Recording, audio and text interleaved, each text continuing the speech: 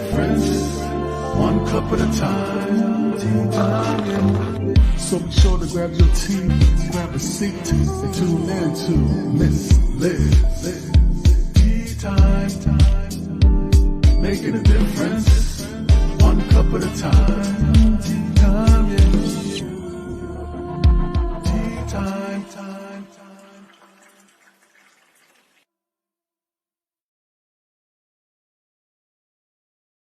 Well, welcome everybody. Miss Liz is back and we are here evening tea time. If you have not subscribed to Miss Liz's YouTube channel, run on over, ring that little doorbell and subscribe to Miss Liz and you'll get to see all these incredible tea times. As you can see, Miss Liz is wearing a tea hat tonight because I have my tea buddy in the house and Charles, and we're going to bring some real raw tea to the table. We're going to talk about some Deadwood series and a bunch of other different series that she's written. She's written over 35 books. She was on Tea Time in season 4, and we're going to sit back and have a second cup of tea. And her tea tonight is tired, entertained, and availability. I got it out. My tongue was a little complicated in the back, but we got that out. So we're going to get you to grab your tea, grab your coffee, grab a glass of wine. You do not have to drink tea to enjoy Miss Liz's tea times tonight. And if you have a tea hat or a ball cap or anything, put it on. Enjoy. Let's play. Let's have some fun tonight. So let's get started with disclaimer and bio, and then we're going to get Anne in here, and we're going to spill some tea together, and we're going to make some new memories. Disclaimer for Miss Liz's Tea Time live show. Miss Liz, myself, is going live using StreamYard. Before leaving a comment, please grant StreamYard permission to see your name at StreamYard.com. Please be advised that the content brought forth for any Tea Time show hosted by myself, Miss Liz, is always brought forward in good faith. However, may bring forth dialogues and opinions that are not representative of my platform. The facts and information are perceived to be accurate at the giving time of airing. All Tea Time guests and audience participants are responsible for using their good judgment in taking any action that may relate to the discussions. The content brought forward may include discussions for some where they may be emotionally at risk. It is significant to know that this show is engaging in discussion forums only to offer and inspire awareness and connection and is not providing therapeutical advice. If you have any questions about the disclaimer or the panelist discussion, you may freely contact me, Miss Liz, through my email at bookingmissliz@gmail.com. Moving forward, should you choose to voluntarily participate in tonight's show in any aspect, I myself, Miss Liz, welcomes you. And should you decide that the show is not made for you at this time, I respect those wishes and will see you at a later date, at a later show in the future. So again, tea times are all done at 3 p.m. and 7 p.m. Eastern Standard Time. Morning shows have been cut this year. So if you're looking for a morning show, run on over to the YouTube channel and check out those morning shows. Now, a little bit about Anne. Anne was on season 4, and I had a blast with her because we had a lot of giggles and we had some fun. And I got to play. I got to wear my hats, and maybe I should be starting to wear my hats a little bit more. Maybe Anne will get me into this pattern, and I'll wear a different hat every tea time.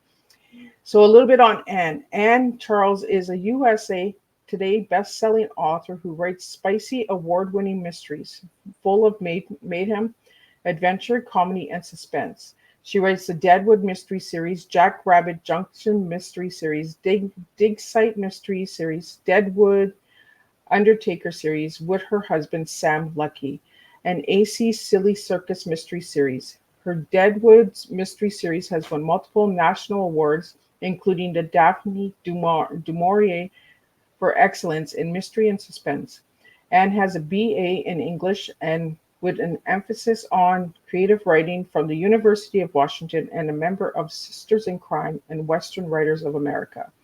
She is currently towing away on her next book, wishing she was on a Mexican beach with an ice cold Corona in one hand and a book in the other. When she is not dabbing in fiction, she is arm wrestling with her 2 kids, attempting to seduce her husband and arguing with her sassy cats. So let me get Anne in here so we can spill some tea with all you guys out there. There she is. Hi. Hi, Anne. I really, really love that hat. Like you get me into the playful mood with these hats. So Anne, for anybody who hasn't seen your first tea time, let's take you back a little bit, and then we're going to jump into since you've been on Tea Time the last time. Okay. So who was Anne? Who was Anne as a little girl? Oh boy, that's so long ago. It always, I was the youngest in my group of siblings by like 4.5 years. So I was often kind of on my own, trying to entertain myself.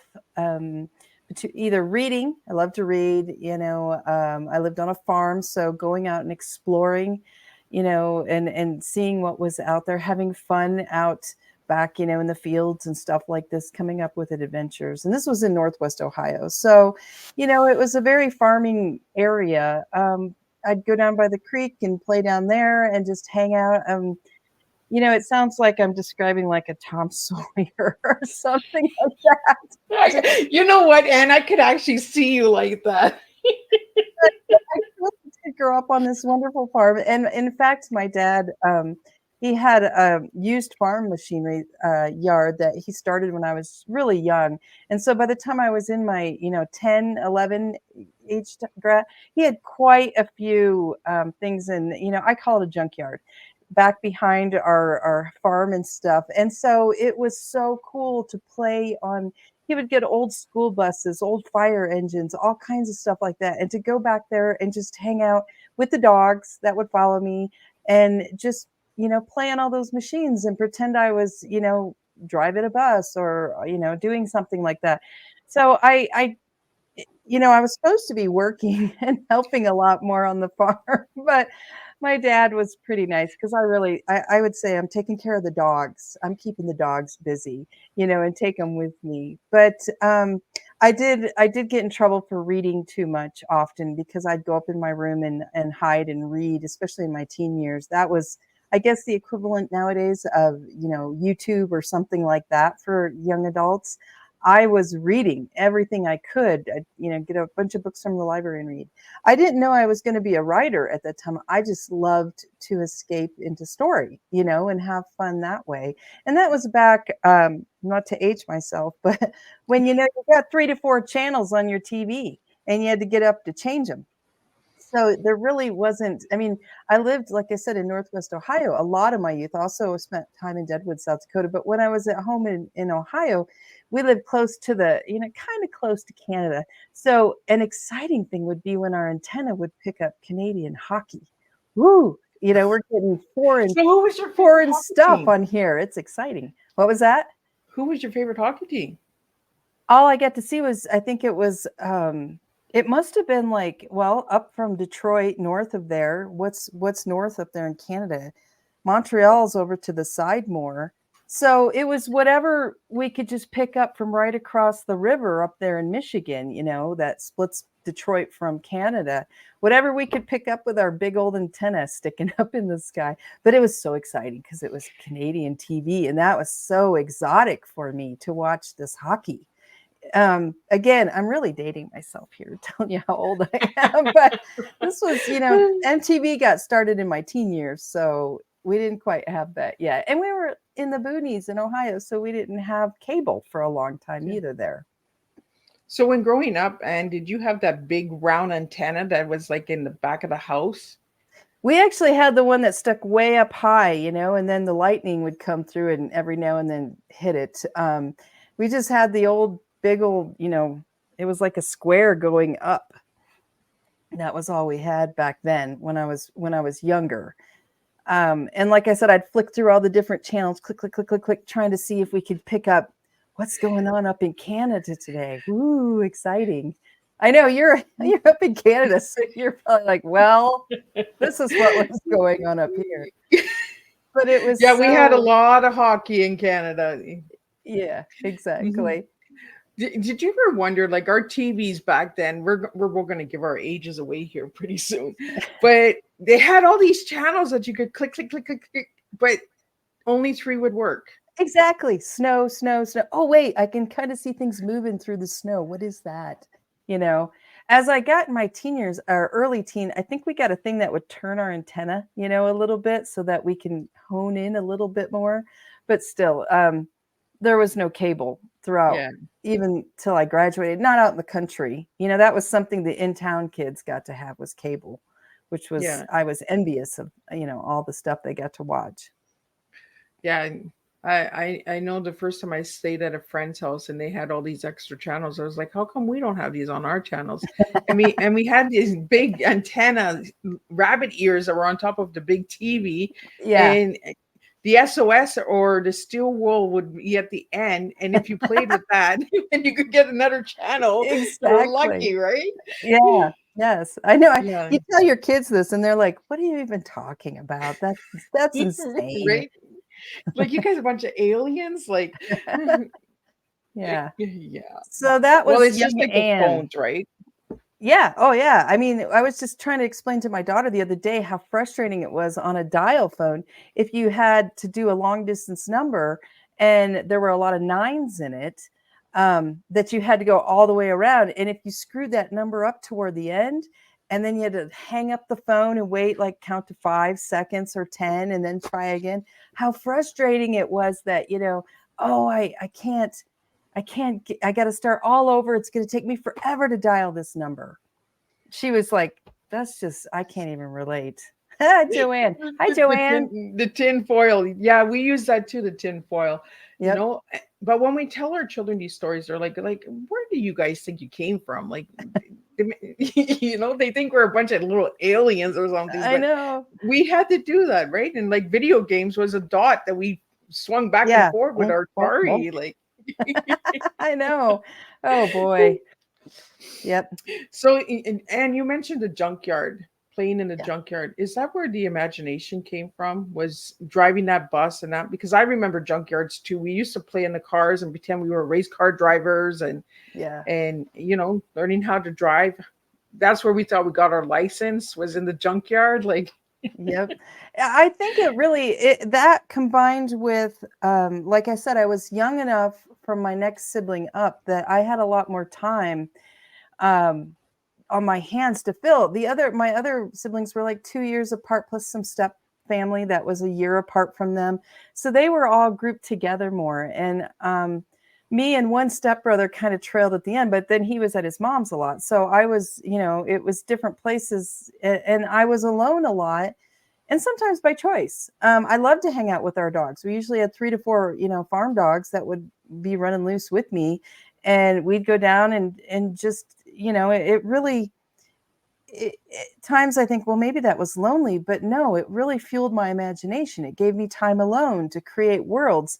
I can remember, so we had a Ryder lawnmower, and our yard was so big, that it would take me 3.5 hours with a riding lawnmower. That's wow. how big our yards were in Northwest Ohio. And I would make up songs and sing them and I feel sorry for anybody that was within hearing distance, because I'm a horrible singer.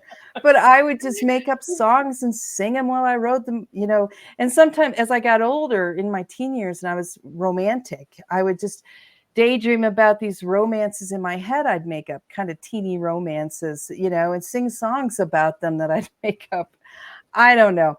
There's a lot of empty time to fill in Northwest Ohio sometimes when you're a farmer's kid. If you drive the tractor or the combine, you try to pay attention, like your dad said, to the rows, but there's time for your brain to kind of meander and come up with some crazy, crazy ideas.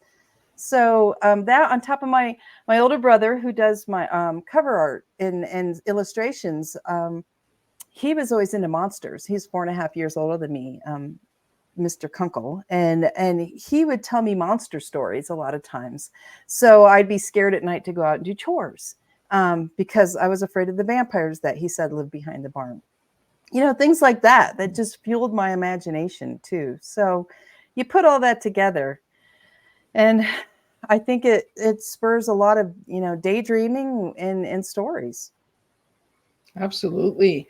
I'm just going to put this comment up by Joanne because I think it's pretty cool. I was born in the I middle of the last century.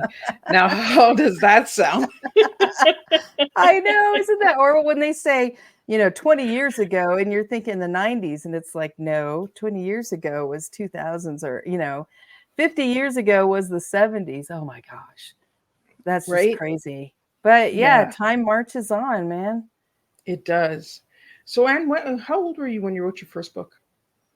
Let me think about that. It was in 96. 36 and I hand wrote it. So doing the math, I was 25. Oh, wow.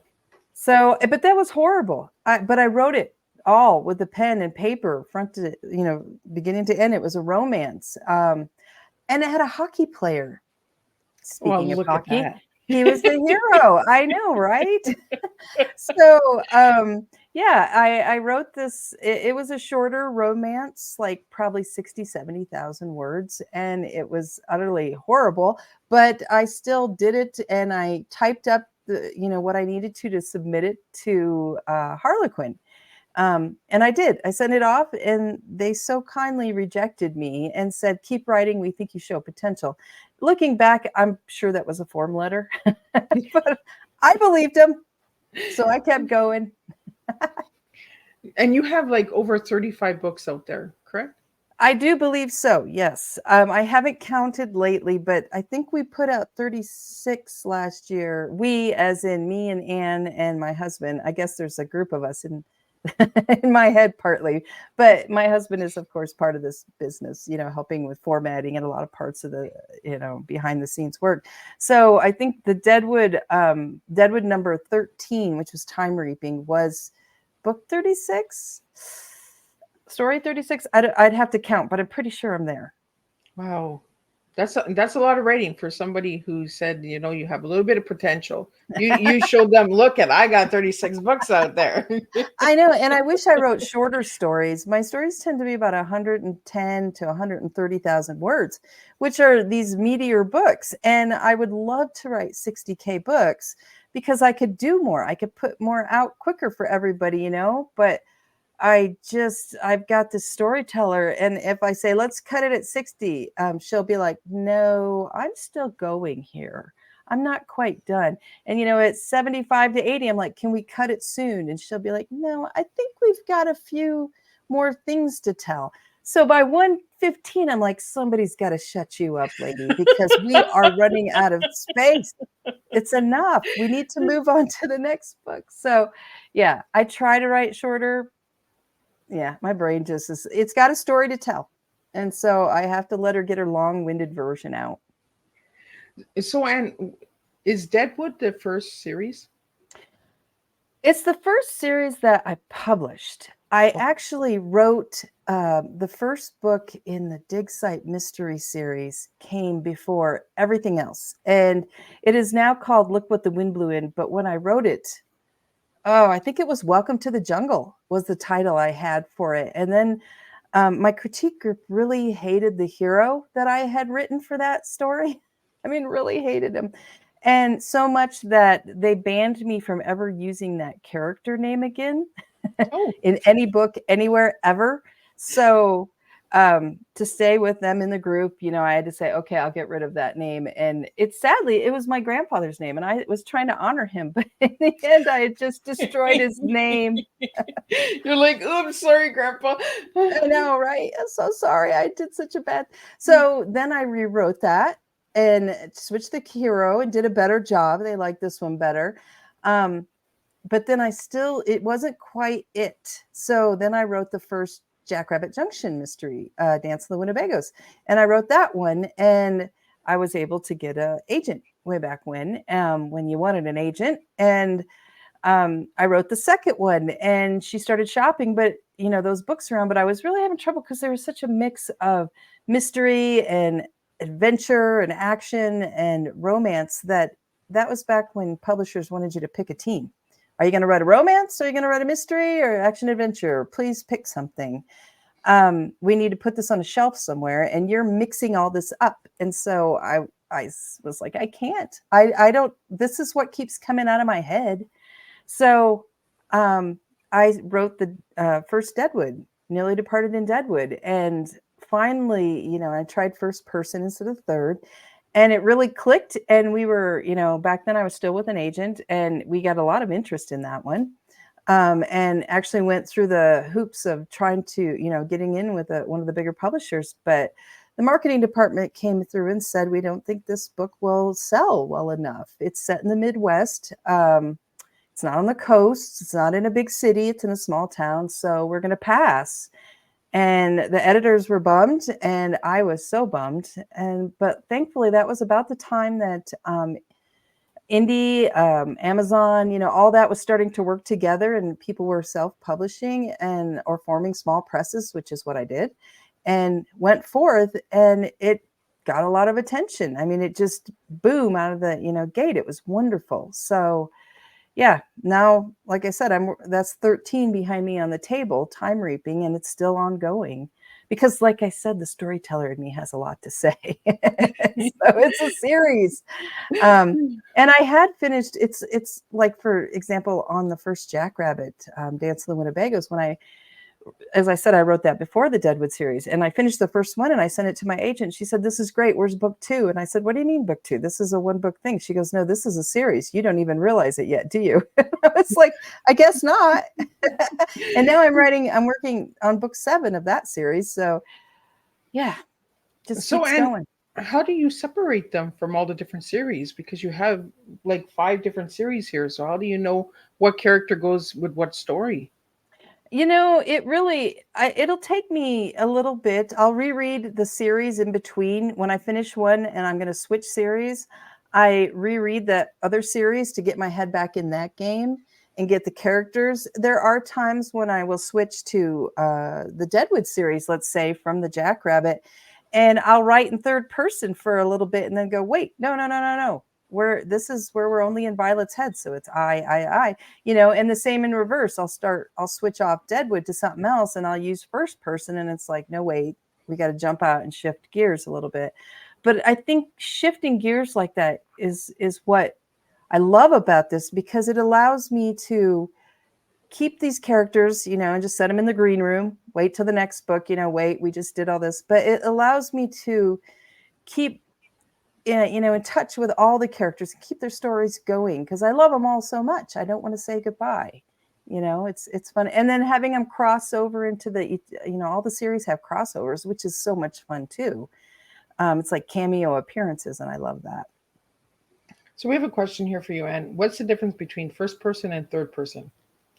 So first person is when you're reading the story, it would sound like if it was me, Anne's the heroine. It'd be like, today I was on Miss Liz's Tea Times and she wore a red hat and I wore purple and I liked her red hat a lot. So now I'll probably start looking for that hat, and that's kind of how it would sound. Whereas third person, it was, today Anne was on Miss Liz's Tea Time and Anne adored her hat and couldn't wait to find one of her own. So it's in point of view, you're kind of stepping back a little bit with that third person. It doesn't mean it can't be really impactful. It's just a different way of telling the story.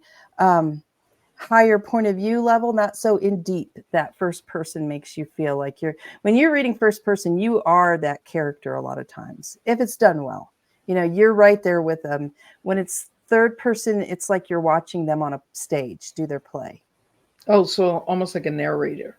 Yeah, yes. And then the narrator would be another omniscient, I think they call that, where the narrator comes in and says, and today Anne was on, Miss Liz's Tea Time, and she was telling about her life as a child playing in the creek. And some people would say crick, and she said creek. So there's a big debate now on who was right, Anne or the other people. So that's my narrator voice, I guess. Yeah. Today. And just took us down the creek. Exactly. Oh boy, the things you bring out in me, it's so wonderful. Right? Well, I'm going to bring out your tea now, because you gave me the words tired, entertain, and availability. Now, those are 3 strong words, and I want to know why you gave me those words. Well, tired is, for the last year, and I don't want to go into it because it's too emotional, but I have had, my parents are of the age where they're starting to have issues. And I've spent so much time in ICU, or, with a parent that they might die tomorrow. You might need to get down here, and see them, that I feel tired and I'm worn out. And the storyteller in me is struggling, because it's hard to write humor when you're dealing with so much emotion and seriousness and grieving. So, when I looked at those three letters, the first thing when I saw the T is like, I'm tired. And so many of us authors hit this, where whether it's outside life coming in, whether it's we've pumped out 3 or 4 or 5 books in a year, and readers are clamoring for more, and we just feel like I'm drained. I feel like I'm tired, and I need to rest and give my brain a little bit of a break and let life, whatever else I'm dealing with, kind of fizzle through or fizzle out, and build up my creativity well again. So I've heard that, especially in the last 10 years, because it seemed like, with ebooks and indie publishing, authors are really cranking out books, and some of them are just amazing that they can do that. And I think, wow, you are an incredible machine that you can crank out all these great stories. And others of us are trying to get 3 books out a year and cheer. We did 3 books. That's hard, and some are hitting burnout and just tired and need a break. And on top of that, as you know, is the marketing. We're not just writing stories. Wonderful things like Facebook, but more Instagram and TikTok. They require even more creativity to interact. We need to come up with fun little videos and stuff like that. And it's really hard, especially if you're an introvert. Like I mean, I'm not a total introvert, but I am pretty introverted. I really like to be left alone to read and watch movies and write books.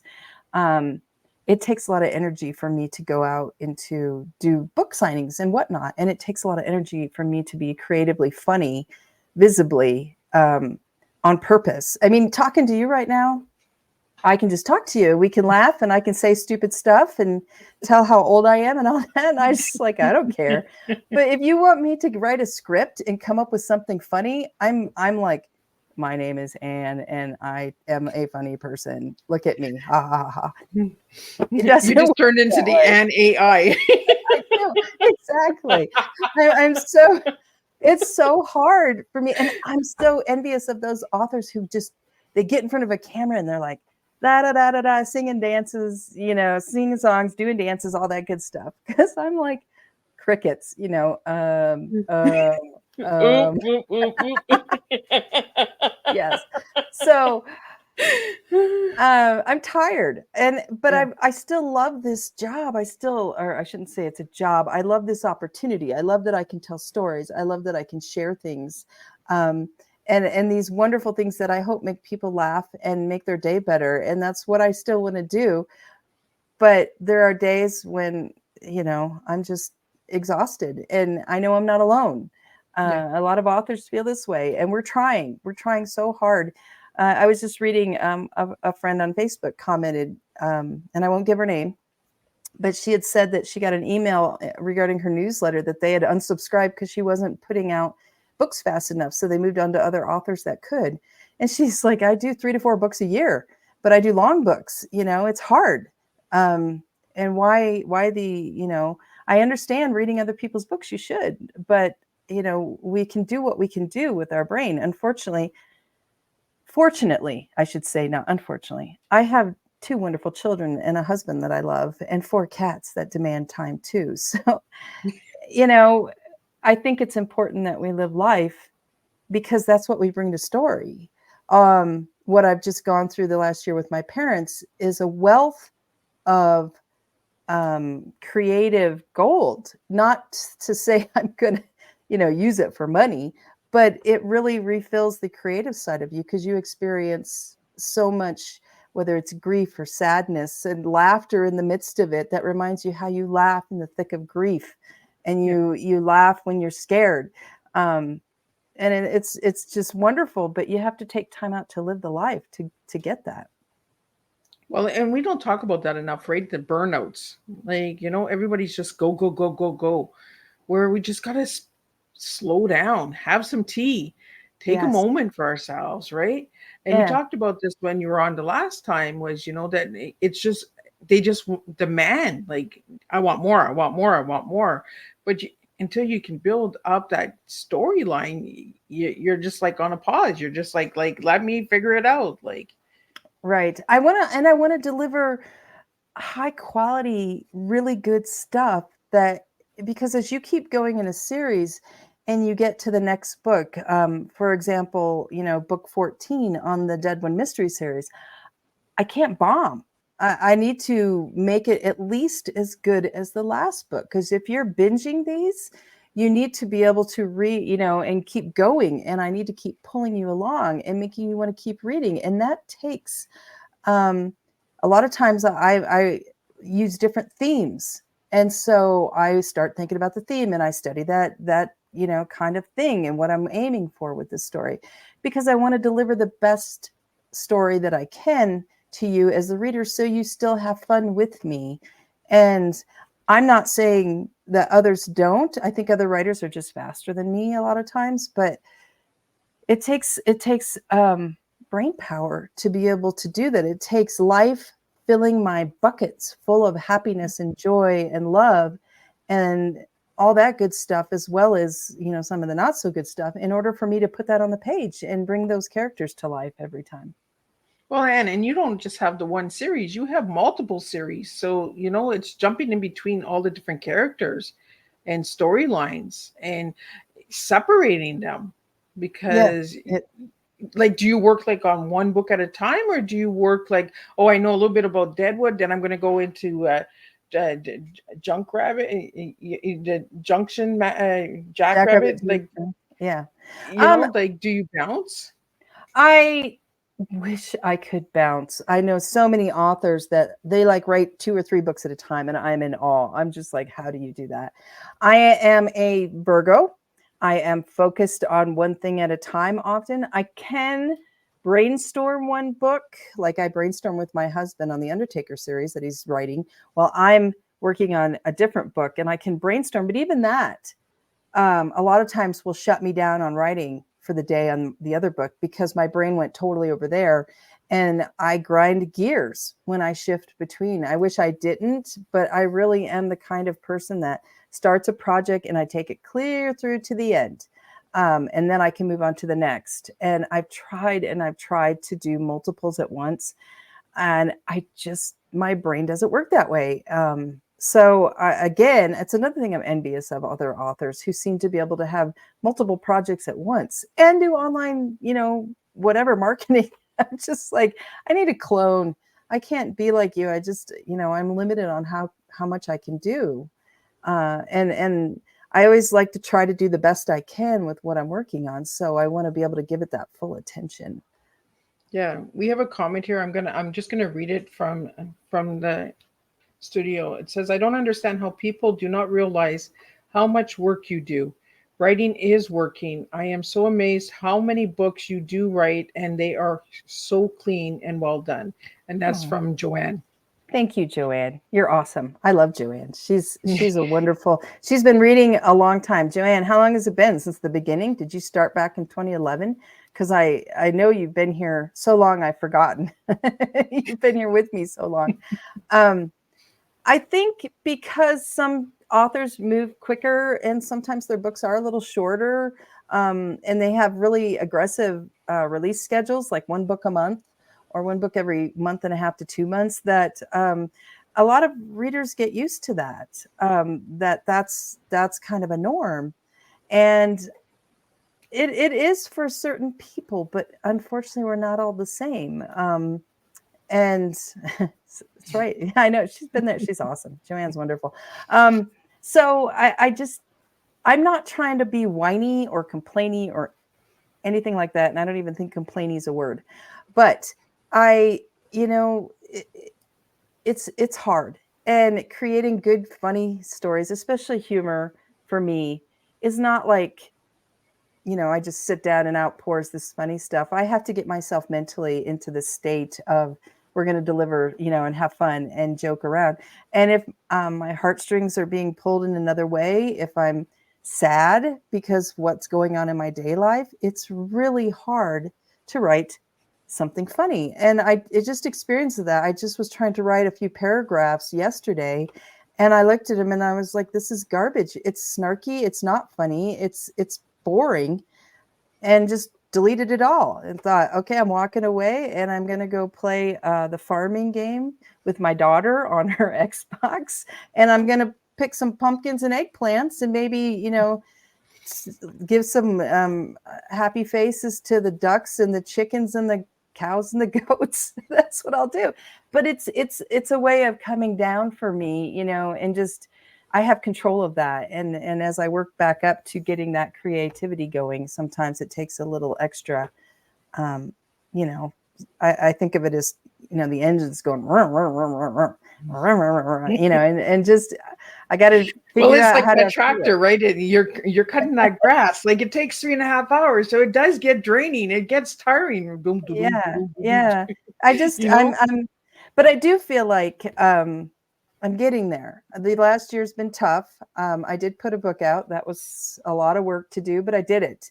And I showed myself that in spite of all this, you can still write funny stuff, and it was very well received. So just keep going and keep trying, and we'll get it back. The funny, Anne that I'm looking for, and the humorous lines, they'll come back. I just have to get some stuff going and get the train moving again, and we'll Yeah. go forth. Well, you just got to find that mojo, right? Right. Exactly. So let's And get into your. long ago I tried writing drunk, thinking, hey, maybe this will work. Oh my No, I gosh. could picture you doing that, Anne, for some reason. It was for a college assignment, and it was horrible. Oh boy, it was so bad. And I didn't do well on that assignment, and I was like, well, guess I won't be one of those drunk writers, so I'm gonna have to stay sober when I write. Dang it. I could just picture you doing that. No, Gotta give you it a try. there's the entertainment, right? Like you gave me eating for your, you gave me entertain. There's the entertain. There you go. Yeah. Yep. So Anne, for the word entertain, it Yeah. has to do with a lot of marketing and stuff as well. Like the Right. entertainment, these interviews, these podcasts, the flyers, the marketing, the book signing, it's draining, it's tiring, but it's also entertaining because we have to always be creative, right? We always have to Right. have that next door open. Yes. So tell me a little bit more about this entertain. Well, and part of that comes from my goal always with telling these stories is to entertain. I'm not out there to I can't think of the lady that tells you to clean your house and get rid of stuff and it'll clear your mind. That's not me. I'm just here to give you some brain cotton candy to, enjoy. And if life is knocking you around, or even if life is good, just give you something entertaining to read and laugh, along with. So entertainment is key, and entertainment when I'm with you, when I'm doing book signings. I want you to want to come. I don't want you to think, gosh, I'd like to go see Anne, but whenever I go see her, she's a sad sack that drains all my energy and leaves me wanting to cry. That's the last thing I want you to feel like when you come see me. Or if I'm on like a podcast, I want you to see me and go, oh yeah, Anne was on and she was laughing at her silly mistakes and having a good time. And so I had a good time. So to me, the whole reason I got into this writing and publishing was to entertain people. I would love to say it was because I wanted to, write these amazing stories that would change your life forever. But really, I just I wanted what I always like. I like books that make me smile and laugh and walk away feeling uplifted. And, joy is in my life, even if it's just from the book. It gives me a little oomph of go out there and face life again. And that's kind of my goal. So I want to entertain you. And I have felt that way strongly since the beginning, that is my job. Well, it is a hard life. As a writer, people think, oh, it's just paper and pen or just typing on. There's a lot that goes behind the scenes of a writer.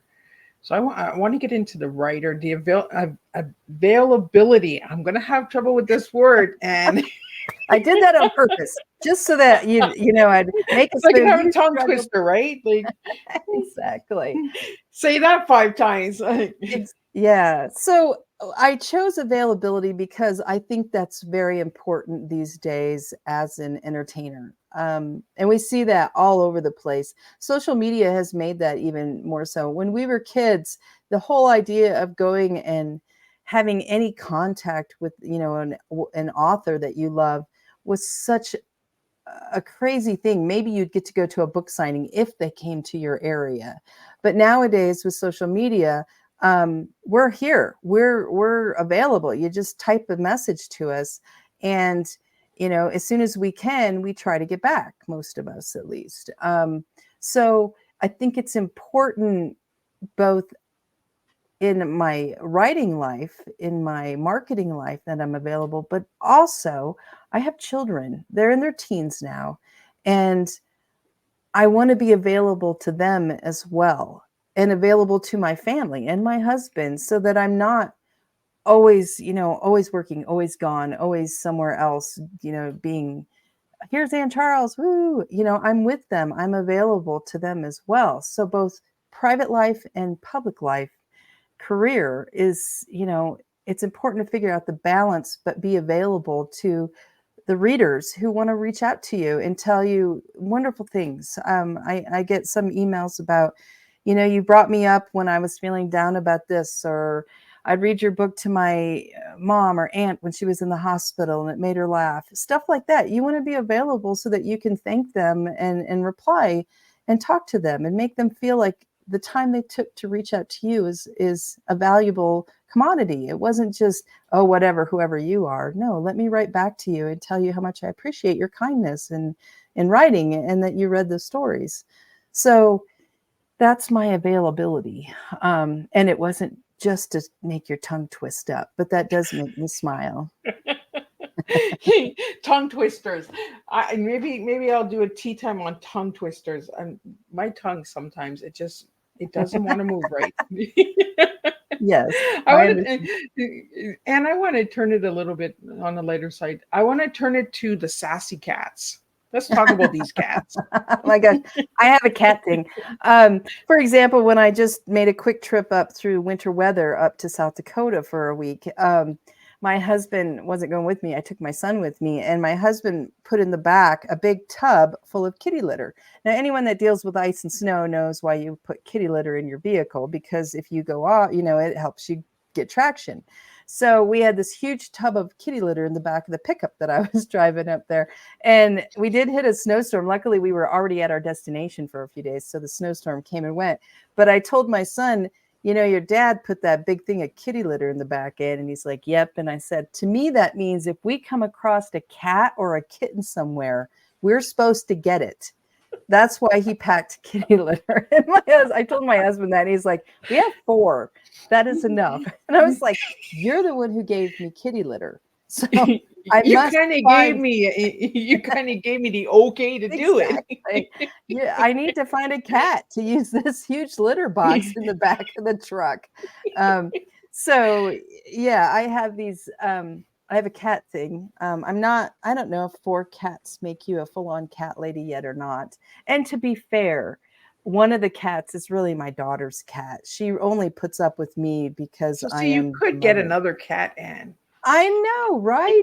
I'm always on the lookout. We like to get cats when we travel, because especially if we get a younger cat. A lot of people when we travel seem to have masses of kittens all over, and so we scoop one out because you travel home with them on the road and you spend 3 to 4 days with a cat in a vehicle. You bond really well with that cat, so they form this. By the time a day out, they form this bond with you already, and you become a pack.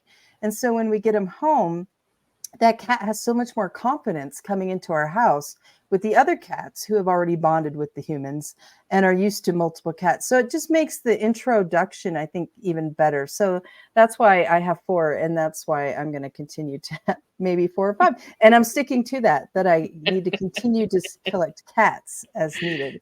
But they're so fun. I mean, I know a lot of people don't think cats have the personality that dogs do, and dogs are a blast. I love dogs.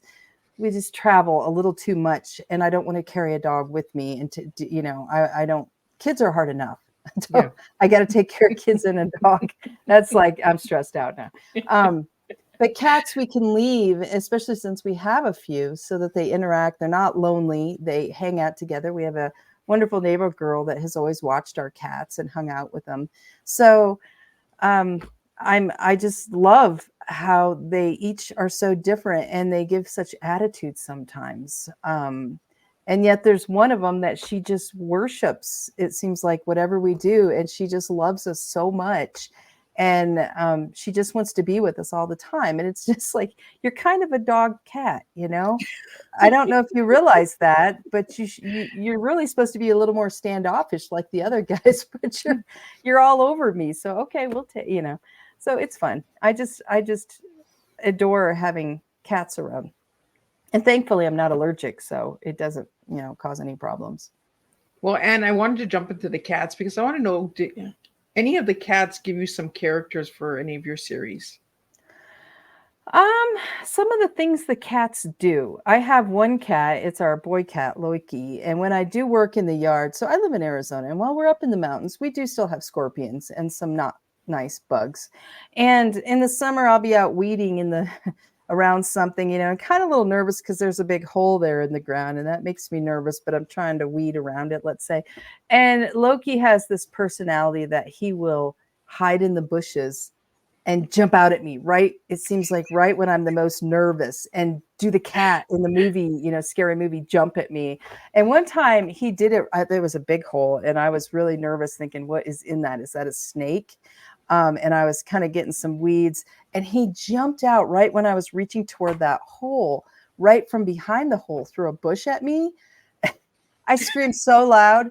I stopped and I looked around, and I was like, "Oh my God, if any neighbors heard that, they're probably going to call the cops, because that was a woman in a horror movie scream right there."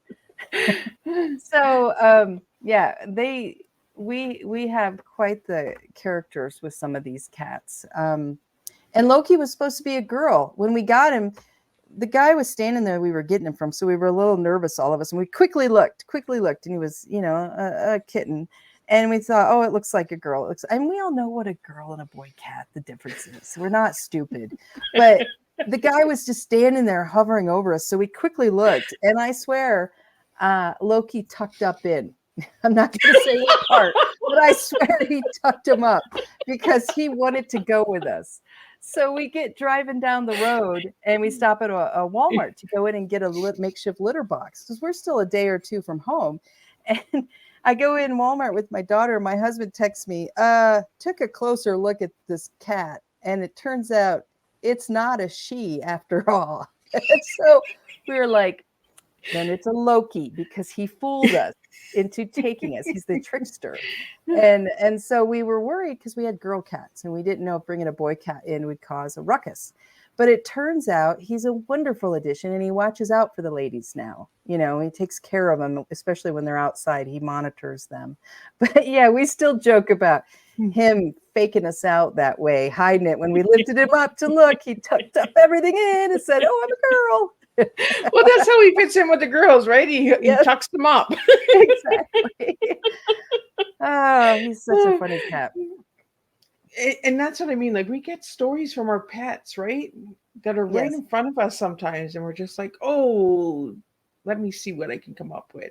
Yes, they are so fun. Cats, kids, and the things the kids will say to you, and you're like, did you really say that? How old are you again? Shouldn't you know that by now?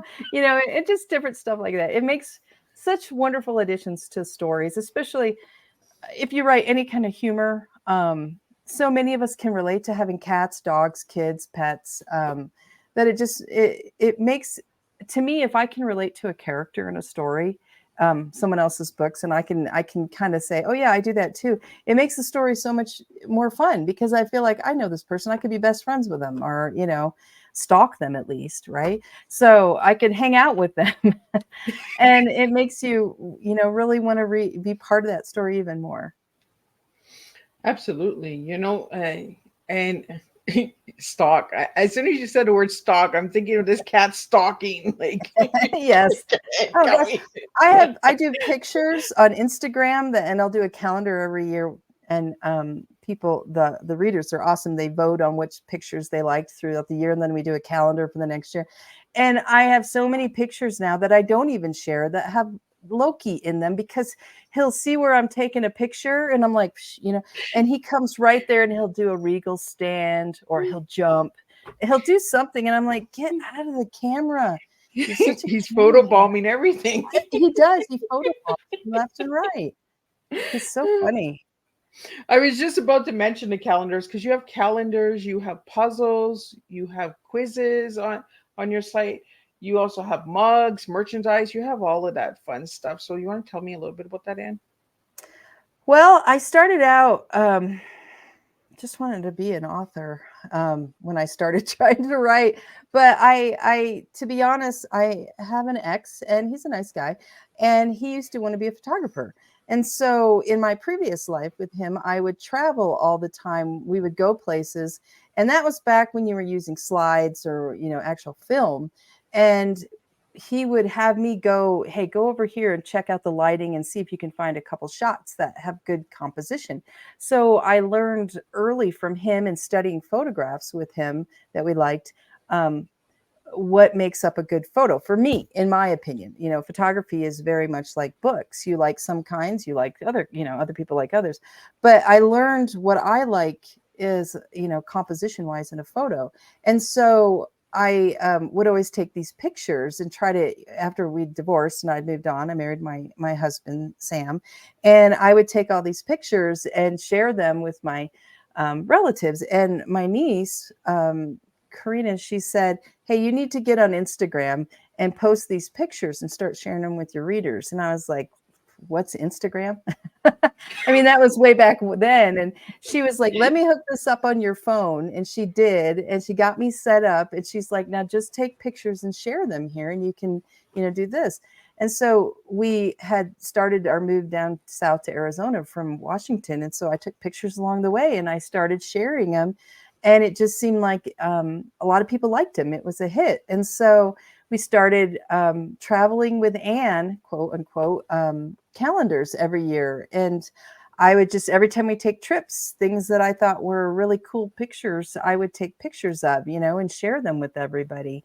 Thank you, Joanne. Joanne's been voting on those calendars for years. So it's so much fun, because then I do a bunch of them and I share them on Instagram. And now people will go, that needs to go for the calendar vote, And so then at the end of the year in November, I gather them all together, put them on my website. I pick like 24 of them. And then I say, okay, everybody go vote. And we get lots and lots of votes. And then you only get to vote for one, maybe two. I make it hard for you. You can't pick a bunch. And then we pick the winners and we give away a few calendars to those who voted. And then we sell the calendars. I'm not trying to make a ton of cash off these. I just try to, make enough to cover shipping and whatnot. And it allows me the joy of getting to take photographs and sharing that, as well as writing books. And so, yeah, all that early photography work with my ex really paid off. So do you turn the pictures also into puzzles, Anne? I do. Well, I do, but also more than me, my sister-in-law is my assistant, and she does a lot of that, where she takes my photos, she'll take book covers, she'll take all kinds of stuff and build really fun, promo stuff. And I can't think of what they call it, but like Zazzle.com and other places where you can buy things that have, whether it's my photographs, you can actually buy those if you like them so much and you want to put them on your wall, you can make them puzzles, you can do whatever. So it's a way of taking those photos people loved and letting them, have more access to them. So before we wrap up, Anne, I want to get into the covers of your books, because the covers are amazing. So do you have the same illustrator each time for each book? That's my brother, C.S. Kunkel. He's the one that drew monsters and scared me a lot as a kid. He is the cover artist as well as the illustrator for most all the books. He will send us, he actually does a lot of times, sometimes he does them as one, sometimes he does them as pieces, like the body of the character will be in pieces and then the background will be separate, because with a book cover, you have to kind of move stuff around to fit words in. So then my husband now is our graphic artist. So he'll scan the original art and then he will work with it, do all the stuff that makes it kind of pop out even more. My brother uses usually colored pencils, I believe. So it takes sometimes to use a graphic, because it's the difference between a 2D, or I don't know if it's 2D or 3D, but a piece of art physical in your hand versus something backlit like how it is on on the computer screen. So he'll work with it and then do the wording and do all the layout for the covers. My husband will do that too. So it's really a group project, everyone, but my brother's art is incredible. And I'm so lucky to have him as part of the team and doing, all these cool art things, because it's like each of them are little pictures, little actual pieces of art that you get to see, and it's not stock, it's actual, someone taking it and drawing it, which is I draw stick figures. He came out before me out of the womb, and he stole all that ability.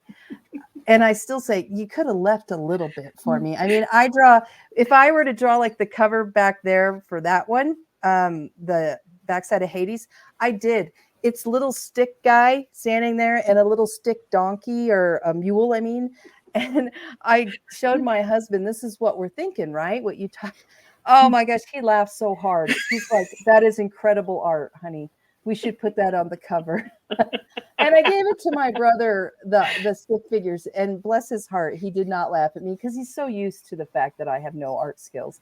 And he said, yeah, I think I got what you're looking for here. But it's really cool to work with him because, we have ideas and then we throw it at him and he says, okay, this is from an artist point of view. This is what I'm seeing for shading. This is what I think. I don't know if that will work. We can try it, but maybe this will work. So it's really a team effort, and it's so cool what he comes up with and submits, and then we get to, turn it into covers. So I love it. I love being able to, have that as part of the stories, and that it's my brother. It's really cool. I love that you work with family, your husband, your brother, you, the cats, the kids. I like that it's a family. I know. We have my It's sister. a family gathering, right? It's a community. Your sister-in-law, like my sister-in-law is my assistant. My sister is my bookkeeper, and she also sells the books. My mom used to do that for me as well. Yeah, and my other sister helps promote and will show up at book signings. And we joke that if someone joins the family, it's like, okay, before you're allowed in, what are your skills? What do you bring to the table that we might be able to use? We joke about that. What skill set do you have? Because we need, we're low in this area. I'm still looking for an IP attorney. Somebody marry an IP attorney, please. I would, to have that in the family, some brain like that you can trust would be wonderful. So do you have any sisters that are available for that? They're both set in their ways. They're like, we're too old. No. The one went back to school for bookkeeping, and she, like I said, she's my bookkeeper. That's enough.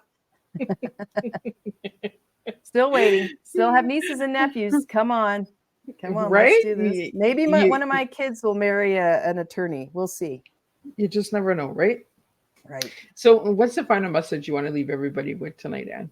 I just hope that, there's a lot of negativity out there right now. There's so much, you watch the news, you read social media, there's so much scary stuff, whether they mean to scare you or not. And it's really unsettling right now in the world, and so much conflict. And I just hope that you can find, and if it's not my stories, some other books, just find something that you can sink into and let go of some of those fears. Because life is so short, and if we're constantly living in this state of anxiety, it's so hard on us, and it takes the joy out of life. So if you decide to give my books a try, I hope that I can at least make you laugh or smile a couple times and take your mind off whatever's troubling you. And how can anybody reach you, Anne? You have it up on the screen, AnneCharles.com. There's a connect on there that you can send me an email, but I'm also on Facebook and Instagram. I'm on TikTok, but I'm really bad over there because I'm so old. I mean, come on. You're like me. I haven't figured it out. It's so hard. I got all these followers, and I'm like, I'm not doing anything. Like, I'm putting a couple little images up, and I'm just like, I don't understand it. I'm like, I know. my kids got me on those platforms, and I'm just like, what is that? I mean, I'm of the age where when I go through the remote, it's click, click, click, and it drives my kids nuts. Would you go faster? And I'm like, if I go faster, I'm going to get, car sickness because it's moving too fast, or motion sickness.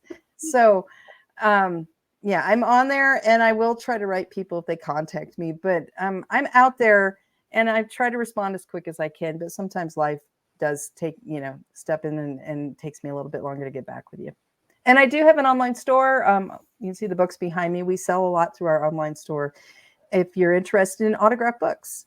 So Awesome. Well, I had fun. This was awesome. I always love when we sit together because we just never know what we're going to talk about, right? I know. So, I so know. for all I the know. viewers, so for all the viewers and listeners out there, thank you for tuning in. Thank you, Joanne, for all your comments tonight and joining us in the studio as well. For anybody that would like to know more about Tea Time, just go over to Miss Liz's website, www.misslizsteatime.com. There's no S on the Tea Times. And check out Anne. Reach over and check out her cool stuff, puzzles, calendars, merchandise, all that cool stuff, and even some incredible books. And we are going into springtime, so it's a good time to get some books for the summertime, for picnics and all of that good stuff. So thank you again, Anne, for joining me tonight. It was a pleasure. I always love that you bring the little girl out of me and we get to play with some hats and that. Yes. And for everyone else, if you'd like to know more, just reach out and connect, and let's stay connected, and let's make a difference by just being ourselves and being that tea. And we all get a little tired, we get entertained, and where availability is there. So check Ann out. And I'll wish you guys all a good night and a good weekend. But we will be back on Monday with a surprise tea time, and then Thursday, 2 more tea times.